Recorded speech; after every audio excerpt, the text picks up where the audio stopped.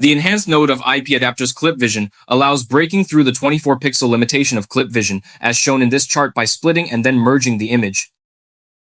Although the author isn't completely sure this is entirely correct now, the initial results are quite promising. The enhanced version in the middle offers more details. In short, the effect is better. Let's focus on this node first. Below the node, there is a ratio adjustment. What does the ratio adjustment mean? First, notice that there are two lines here, one green and one red. Green means structure, and red means details. As this ratio increases, the strength of the structure will increase as this ratio decreases, and the strength of the details will also become greater. If I were 0, the result would most likely be something unformed. What is 0.5? I think 0.5 means equality between both sides, so this threshold serves as a balance between structure and details. Then I think if this structure is wrong, you can increase it a bit. If there's too much detail, you can lower it a bit. The entire process was based on the creator's latent vision. He mentioned besides a simple tattoo image plus an IP adapter in the live stream, there was also a simple mathematical calculation. In this mathematical operation, we first obtain the width and height of the image, then take the smaller value between them. So the width and height are set to the same value, creating two links. After image cropping, it becomes a square.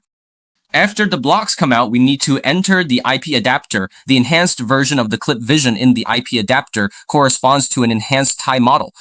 Then, according to the author's interpretation, this place called tie is divided into small squares of 24 by 24 units. I need to divide this area into small squares of 24 by 24. It needs to be divided into 4 parts. So in this enhanced area, we're cropping 4 sections. So what's special about its width and height? Adjust the width and height to a scaling ratio so that it fits exactly within the crop area. This means arranging 4 224 by 224 grids, resulting in a final size of 224 multiplied by 4, which becomes the target width and height for the image. In my opinion, the author performed such a simple mathematical calculation merely to impose an almost perfect constraint and adjustment on its aspect ratio.